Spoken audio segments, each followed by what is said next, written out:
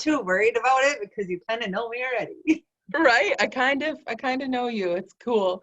I love it. And I'm totally appreciative that you're on here and talking about your story and being able to take time and get it out there, because I know it's not easy, and that we've talked about it for a long time, and I'm like, come on, Jenna, you could do it. Come on, let's get you out there. Let's talk about your story, because you inspire me, and like, we know so many people that you reach, that you're inspiring them, and a lot of the times we don't realize that. So having the courage to just be like, okay, I'm going to talk a little bit more openly, and you do that already, so why not put some meat behind it? So I want to, publicly say thank you for coming on, my vlog series and sharing more about yourself, because I know it's a vulnerable thing, and I want to give you kudos for finally being like, yes, okay, do it, hold me to it, let's go. Been over a year that we've been saying this, so I was like, okay, it's gotta happen. Yes, and here we are. So I'm super grateful. It only took a pandemic to get us here, but it's cool. I was just gonna say that. It's all good. It's all good. Oh, okay. Everyone that's tuning in, thank you so much for joining us. I'm located in central Wisconsin. I'm in Wausau. Jenna is actually in Stevens Point, Wisconsin. So we're about 20, 25 minutes away from each other. But as you can tell, we've been friends for a couple of years now. I don't even know. It's 4 years almost now? 4 years, because Hazel's 4. Yeah. Going on that's so crazy. 5. So awesome. I love when we are able to just like take a peek back and reflect on like how we connected with people, where those relationships and those bonds have come from, all of the things in our past that have led us to where we are right now, and how we've grown from that together, separate, all as a whole. Like it's really beautiful to think about that, actually. Yeah. So how much grown? Yes, for sure. But so to tell everyone a little bit more about you, Jenna is married. She has a daughter, Hazel, that is, like she said, almost 5. And okay, so I'm going to read a little tidbit about Jenna too, because she is all about, life taking us to different places during difficult times for different reasons, and really knowing that there's a purpose behind them. So she believes that every day is a gift, and that there are so many people that have a beautiful story to share, and her purpose and passion is all about bringing that through with people and knowing that they can do it too. So it makes total sense that Jenna's like, should I share my stuff? And she's gonna today. So we're gonna deep dive with her and talk more about fear and failure and all of the great things that go with that, which what we mentioned was all about growth. So Jenna Lind, thank you so much for joining us. Let's talk about how you love focusing on gaining instead of losing. I love that you said that. Yes. So you're in Stevens Point. Sure am. Sure are. And okay, so I love to start out with like relatable things for the viewers to get to know you a little bit more than, my inside view on who you are or a bio. So what is an interesting fact or something that people wouldn't know about you without you talking about it? What's a fun fact about Jenna Lind? Fun fact about me. I raise butterflies. This last year we had 54 butterflies, and it's something that I started as a very young child with my father, something that we did every day. We would walk by the little wall and we would watch the process of the butterflies, and it's just become an anchor to remember that like growth in life happens. And not only that, but it's also something that I love because I can teach my daughter that, and she can teach other children about it and other families about it, and it's something free that people can do. I mean, like, what's more beautiful than something you can do and make memories that's free with your kid? And it's such good lessons, like following you, raising your butterflies, getting on Facebook Live, sharing like the process, releasing them, letting them go, having Hazel help you do certain things. Like that was fun. so beautiful to like see the progress, like not only of the actual butterflies, but you teaching Hazel about it too. And you guys, I've actually witnessed Jenna doing this in person. Like she had a jar of freaking, I won't even try and think about the phase. What is it? Chrysalises, thank you. I was like larvas, crystals, I don't even know which phase they were in, you guys, but Jenna has so much knowledge around this, and she talks about it in such a beautiful way that you're like, this is so interesting. I never thought about butterflies. You think about butterflies just fluttering past you like, oh, that's pretty, or kids chasing butterflies. But it's really educational to hear about the processes and thinking about life in the way of a butterfly. So Jenna does, in fact, raise butterflies, and she's raising a human being butterfly. So I love that so much. And so you've been doing that, you said, since you were a child. How old were you when you remember like the first memories of butterflies with your dad? My first memory of that is probably like between 4 and 5, right before we moved to Wisconsin. And then like there's parts, different ages that I don't remember as much of it as, but really the last couple of years it's really taken off. And I really think part of that is having Hazel and having my parents. I want memories to be family. Like, that's something so simple and beautiful that we can do. It's really interesting to think about the fact that something that's been presented to me recently and that I've had drawn out of me is that I usually go for the hard. So like the simplicity of being with our family and making memories, I usually make things harder than they need to be and more complex. And so you saying like, oh, it's just, that's the way you feel like it should be. I'm instantly like the easy button, like that is easy to be around the people you love and to give them your attention and really be present in that, making those memories and teaching them about things that interest you too, right? Like butterflies were your thing with your family. So why not continue the tradition in something that pulls at your heart so that one, she can learn about it, but two, like you're excited to share it with her. Yeah. And it's really cool too when you do it with people that have no interest and they just think it's completely phony, and then they like open their mind up to it, and you can see the wheels spinning, and they really start to realize like how beautiful it really is and how life is super, super simple. Like I am guilty of that. That's my part of my story. Simple, slow down, focus, and transformation. Like it's just really, it's so cool. I'm counting down the days till I find my first egg. Just a little tidbit. What month does that normally like boom? Last year I really started finding a lot in June, but I'm kind of curious with like weather and the climate and everything. Who knows? Yeah. It'll be a little later. Maybe it'll come a little earlier as a little gift for us. Right. Yeah, for sure. No, that's cool. And and then I didn't finish my thought too about I've witnessed this with Jenna before, and like we were like crying in the midst of this. Like what we actually watched a butterfly, and I mean Jenna does this a lot, but like it was the first time I actually watched a butterfly come out, and it was in this jar, and like it came out, and like it was on Jenna's face, like she was a butterfly mom. Like I have a picture somewhere. Comment below. I will send you the damn picture. Right. Yes. Oh my gosh, so beautiful. So it's true. That is, I love your analogies and the way that you put it together for being about life, being about transformation, and how beautiful the process is. Especially because like getting up close to like the chrysalis and like seeing the details and stuff, I was like, that's so crazy. I had my camera, thank God, and I was like taking these in-depth pictures of this damn jar. Because I was like, you brought your butterflies? And like, they're about to hatch. They're coming through. It was awesome. I love it. So we're going to dive in about fear, and Jenna's going to share more about her story and what that looks like. So I love this to be a conversation and just real raw, whatever it ends up being. So Jenna, tell us about what stands out to you for a significant time in your life when fear did hold you back from living your life fully. Tell us a little bit about that. Whew.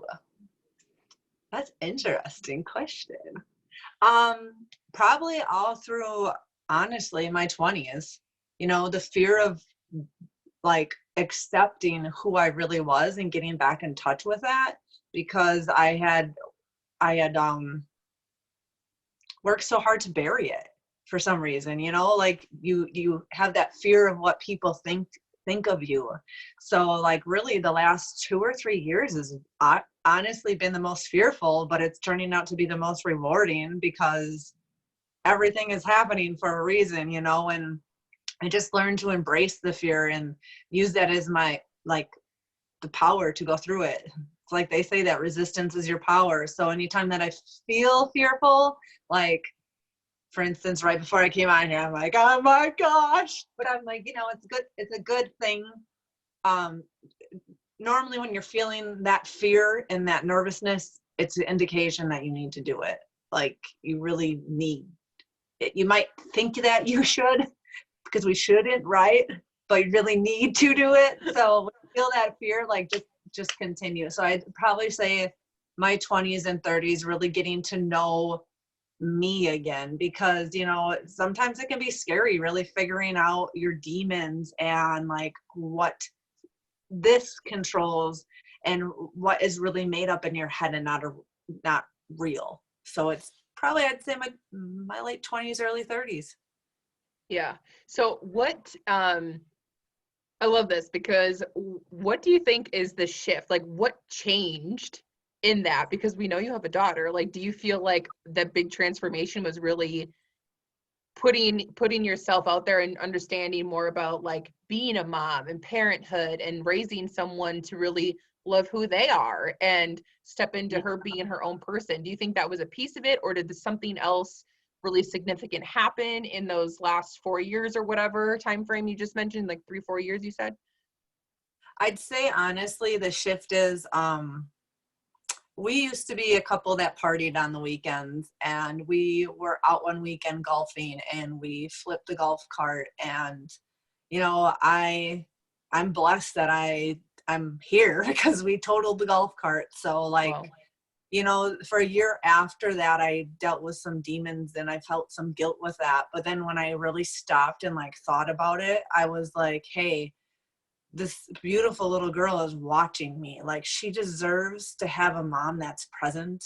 She deserves to have a mom that like loves herself and not just sitting on the couch all the time on my phone. And like, not we I used to, honestly, on the weekends we were hung over all the time, so we were missing out on everything, and that's not fair to your kids. What Right. if you're doing that? Like, what purpose is that? And I've always have been a family person, so like that Yeah. was not matching up. Right. So it clicked, like I was just like, holy crap, like I really need to get my head out of the sand and get my head in the game and really practice what I preach about being present for our kids and being a leader. And not only that, but showing her that it's okay to not be okay. Like, she started seeing the changes, and she would say to me, she's like, mommy, you're happy, like, mommy, we're gonna go outside and do things. So I mean, I think that was really the shift when Hazel, when my heart aligned and saw this little girl and like it just, I think that's it, honestly. Like, I think it was just that holy crap, I can't do life like this, and Yeah. watch other people in the same situation, like, do I really want that to be it? I don't. Right. I've been calling that the perfect storm, right? Like when all Yeah. the things start stacking in such a way that you're like, okay, shit, like I got in this accident and like like, so what extent, I know that the golf cart was ruined and that kind of thing. Like, did you have actual injuries from Yeah, your I crash? fractured and stress fractures in my left hand. I have permanent damage. I can't straighten it anymore. And I have also, prior to that accident, have had head injuries. So I think that was Wow. kind of the icing on the cake of the last head injury that really, pushed it. And it really started to take a toll on me. Like, like I started having some PTSD symptoms and like flashbacks of things, and alcohol was my drug of choice to help deal with that. But really, I needed to dive. Like, I needed to figure out, not just numb that. I really needed to Yeah. dive and figure out what the hell was going on. And I'm Right. still, it's still a healing process every day. I'm still dealing with these things, but I'm accepting the fact that it's not my fault. Like, I have forgiven myself for it, Yeah. which that was the thing, because I was placing so much guilt on myself, and I had to just learn to like forgive myself in order to move forward with it. But Yeah, for sure. it's affected a lot. I mean, my family and friends have noticed a lot of changes since that. Prior to that, like, my depression got a lot worse, my anxiety, my memory, sometimes my speech has been, it's just like a Well, whirlwind, you know? yeah. And it's better. It's going to continue to get better. So that's all that matters. Yeah. Well, I know you, and I know that continuing to get better is not something that just happens in time. It's putting in the work on yourself, personal development, and all those great things that I'm sure we're going to get to in a couple minutes here. But so Jenna, like more specifically, when the fear was holding you back during those times, right? Where were you mentally, and how did you feel about yourself? I know we're kind of tiptoeing around that, but like direct question, like where were you mentally, and how did you feel about yourself? Mentally, I was in a dark, dark place. Like, it was really dark. It was just, it's, you have, I don't know if anybody's ever been there too, but when you're in a dark place, you're numb and you can't think, you can't function. All you want to do is sleep. Like, I was sleeping all the time because you don't want to deal with the thoughts in your head. You don't want to deal with that. So I guess where I was is I was spending a lot of time sleeping, not doing anything, not wanting to be out with my friends. People noticed that I wasn't the bubbly me, so like it's just a dark place. I mean, I never like wanted to take my life by any means, but I was in a dark, lost place. I needed to like get out of that.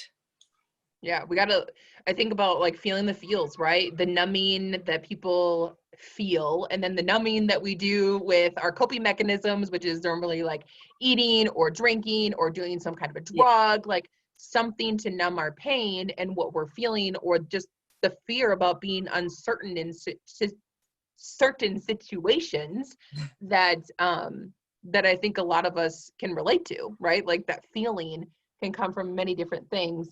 So on the flip side of that too, like when you were breaking free from the fear and realizing like you want to be a better mom for Hayes, we want to be more present in your family's life and like move forward in that. How did relationships and friendships shift for you, and or did they, I should say, did friendships and Yeah. relationships shift for you? And if they did, tell us a little bit about that dynamic. I feel like relationships really shifted, like when I started to take responsibility for myself rather than putting the blame on everybody else, everything shifted. Yeah. Along, and the scary part when you do that is you think that you have so many friends. Mm. You don't. You realize that those friends are the most toxic people that enable you to those behaviors because they're doing them as well, and they want a sidekick to join in. So when you Right. start to stick up for yourself and say, hey, I'm not doing this anymore, I'm doing this, a lot of people are like, peace. And I was like, all right, I got it. Got to keep going. Got to keep going. But I realized that like the relationship, obviously, with my husband got a lot better. We were able, we were kind of, we'll get into that story more, I'm sure, but we got on the bandwagon of bettering ourselves, losing weight, getting active, trying to do things to change and like make it better for not only us, but for Hazel, and not only that, but our family members. We noticed that we were more present at family functions. We're not just, just there. But a lot of my relationship with my parents changed, especially my mom. Like, I'm sure my mom's gonna watch this. Hi, I Mom. feel I feel in my heart that my relationships really changed because I understand why parents do the things that they do. It's out of pure love. Like when you're in that spot and someone's trying to help you, sometimes those feathers get ruffled and you go into attack mode. And instead, you need to learn to just really take a breath and reflect on what the people who really truly care and love you are saying. and value that relationship that you have. You know, like I know a lot of people don't have the relationship that I have with my parents. I'm Right. very, very, very fortunate, and I count that as a blessing every day that I have that with my parents. They've been supportive of everything, you know, like dark times, and you know, parents try not to be mean, so they're always fluff, fluff, love, love. But deep down inside, you know, they're like, okay, Jenna, get your shit together. Sure. We all But need that positive nudge.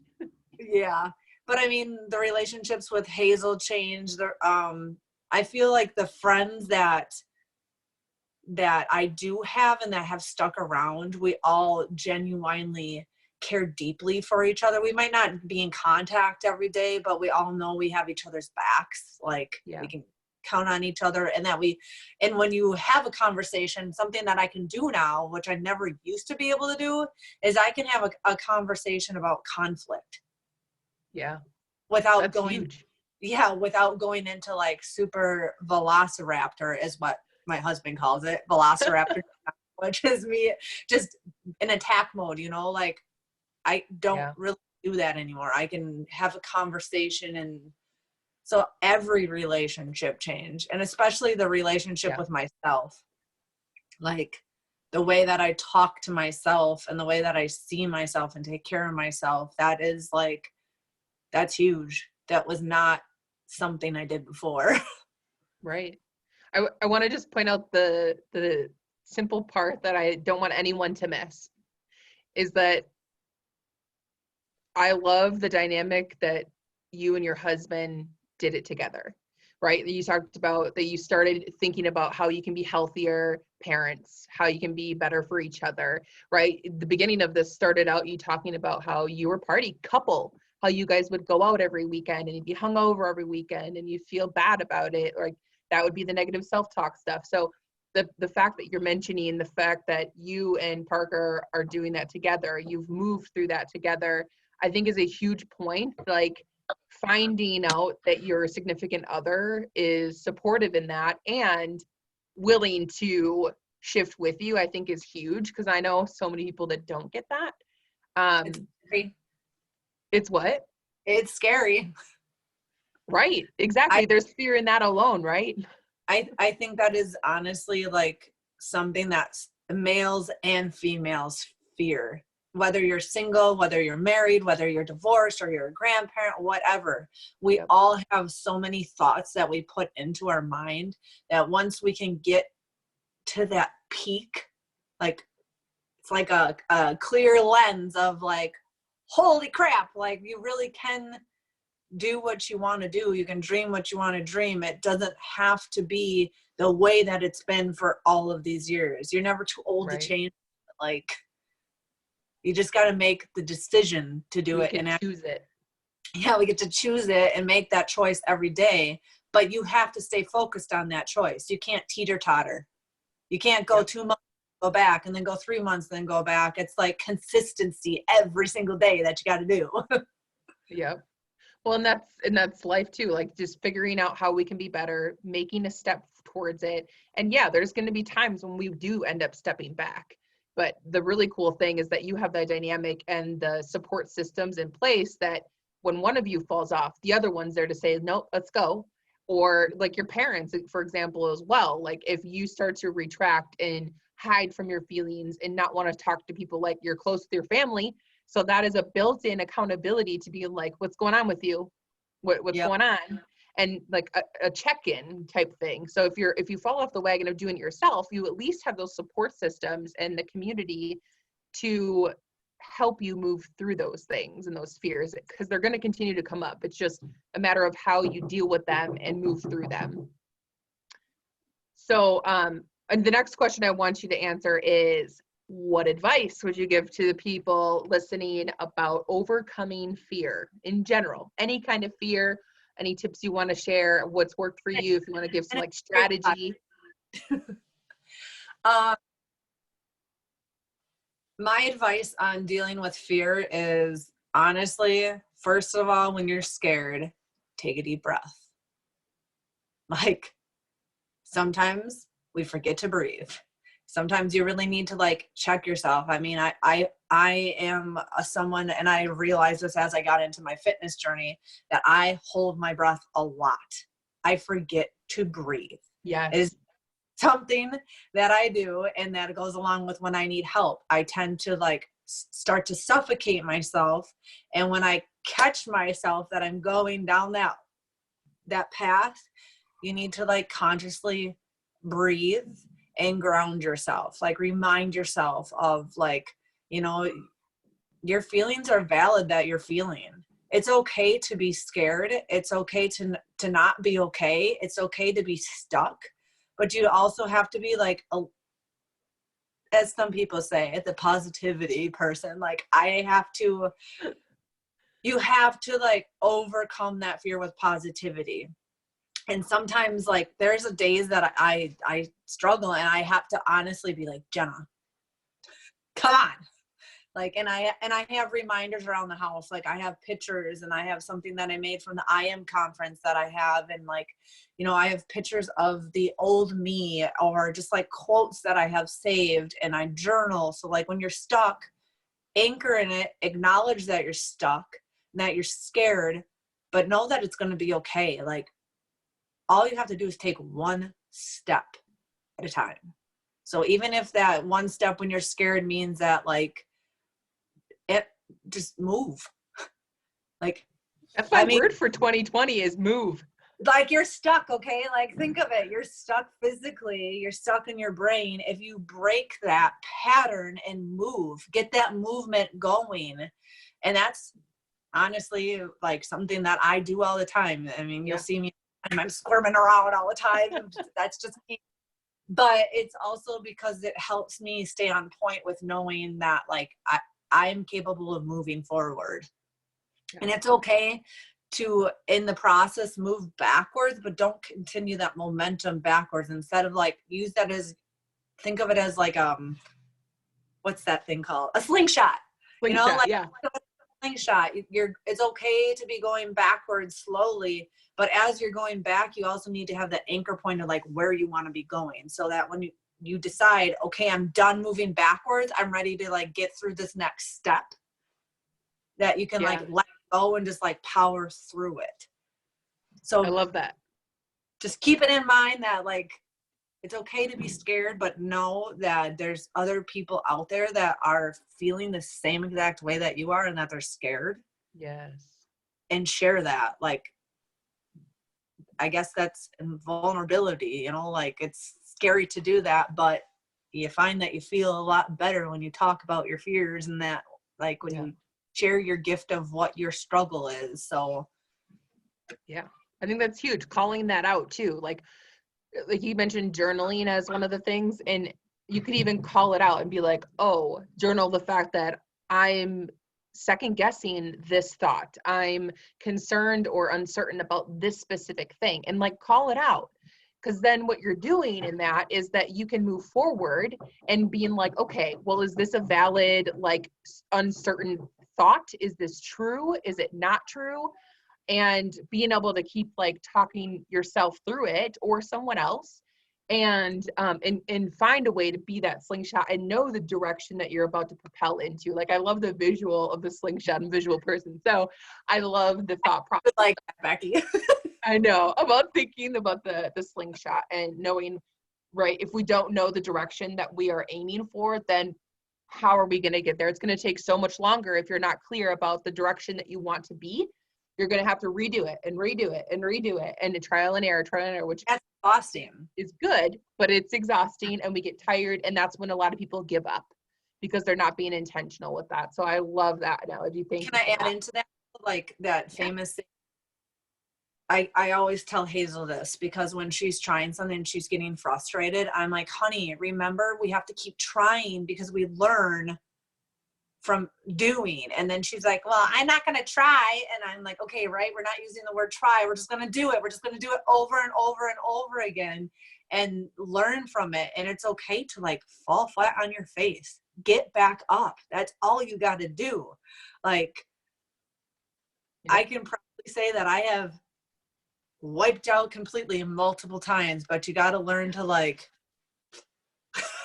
It's gonna be okay. Yeah. It's gonna be Right? okay. Like find the nuggets that were there before you actually fell.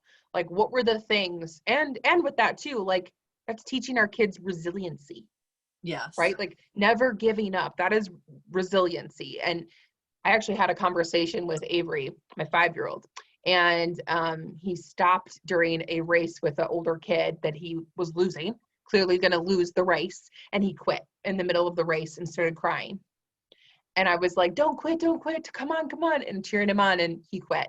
Of course, he's 5, the other kid's 8, and he lost. So he was sad. He said, I'm never going to win, like poor me. And I went to the middle of the field. I got down to his level, and I talked to him about, we never give up. Like you need to finish what you start. If you stop in the middle of the race, you'll never know if you can even beat him, because you don't know how much you have to keep working harder, how much faster you need to be, because you stopped and he kept going. So like, we don't have a measurement of how far you can go right now with your capability right now, so that we can grow you to be here. And just because he's older doesn't mean that he's always going to be stronger or smarter or faster or whatever that is. So like, talking to him this one day about something that was very real in his world, and like putting those analogies together, it lit me on fire. And then even better, like at the end of the day, I was like, Avery, how did you help someone today? Or who helped you? Because this is something that I've actively been asking my kids, to help them find like the positivity in the world and the way that they are being helpful. And he was like, I didn't even expect it. He was just like, well, Mom, you helped me today. And I was like, I did? And he was like, yeah, don't you remember when I stopped and you explained to me never to give up and blah, blah, blah. I was like, ah! I'm like, yes, I do remember. You're like, you're It getting was so sweet. Yeah, I was just like, oh, I didn't even expect that. But I was like, you got it. You did it. Because then he did get up and he raced another kid and he won that one. So yeah. So yeah, anyways, I love all of that. But so Jenna, where's the best place for the viewers to connect with you? And then I have one more question before we go. I would say on Facebook. Inspired by Hazel is our hashtag, because everything I do is inspired by Hazel. But the best place to reach me is on Facebook, because I'm just learning how to do Instagram, and I'm a simple girl, so I like to have everything in one place. Either that or actually like calling and doing like a video like this on Facebook is the best, because I'm a feels person. I like to see emotion. I like to see what you're doing, feel your energy through here, and that's probably the best way. And my Facebook name is Jenna Lind on there, so it's plain and simple. Well, there you go. I love it. I'm gonna convert you to come over to Instagram, but I love it. Okay, so my last question that I love to like end with is, you know this about me, but I love for people to stay future focused and really like where they're going, again, that direction that we want to go in. So a fun question that I love to ask is, you know, you've equipped yourself for the last 4 years that we've been talking about these different things that have come in your path for you to be moving in the directions that you want to keep going in. So you quite literally know how to live more fearlessly and step in with courage, because you can get through it all. So where do you see yourself 5 years from today? So 2025, what is in store for Jenna Lind? That is a really good question. I know, it's crazy. I'm so focused. I get so focused on day by day that it like I was just saying this to one of my friends. I'm like, you know, I really need to make a goal, because like I've accomplished all these goals these last couple of years. I mean, I've done huge things. I just need the next big, huge thing. And I'd honestly say that I see myself really helping other women that have gone through the same things that I have, that are scared to break through those barriers, because we create so many barriers. That I would just like to really help other women feeling the same way, whether it's, you know, they want to get free from that drinking life, or they want to get free from the negative self-talk, or changing their body, knowing that they can do that. You know, I just really see myself traveling more with obviously my parents, Parker's parents, and Parker, but also doing it in a way that, like, as a family, we can empower people. Like, we can show people that sometimes life's not perfect. We have a lot of obstacles. We have had a rough 2 years. Like, I was just talking about that yesterday. I'm like, damn, we've been through a lot these last 2 years, you guys. Like, we're still going through it, but at least we're all closer. But I You're think growing through it. You're growing through it. Oh, we are definitely growing through it. We can get into that, and if we do another one, things that we've grown through in the last couple of years. We have grown through a lot. Yes, when we do another one, absolutely. I would love to have Yeah. you back on.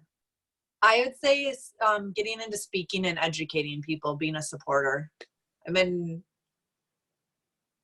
debating on doing it, and like, I just have that fear that I'm not good enough to do that. But I know for a fact that when I open up and I'm vulnerable on Facebook Lives and I do videos and things like that, I have people that are scared to death that are reaching out to me. Like, this last week, I've had a lot of people reach out to me and be like, hey, thanks for like sharing your story. And I'm like, they're people that I never even realized that are struggling.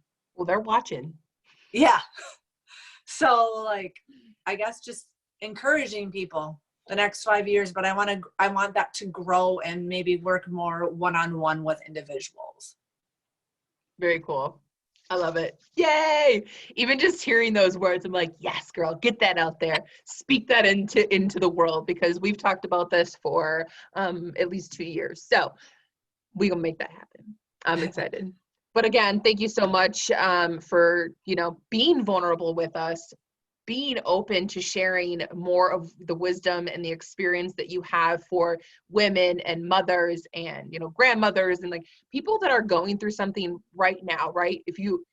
When you find yourself being like, oh, I am stuck, I don't really want to be there, I need to find the direction that I want to be in. Like, reach out to Jenna, connect with her, reach out to me, connect with us. Like, we are the people that want to help you guys get from stuck to propel you to wherever you want to be, whoever you're meant to be for your world. Like, it's so important that we're helping each other become better human beings. And we quite literally are not in this alone. So Jenna, I just want to say thank you again for coming on. And Thank you. You're welcome. And for the viewers, remember to love yourself and live fearlessly. Let us know that you watch this. Give us your insights to maybe your biggest takeaway, and reach out and connect. Thank you. Bye.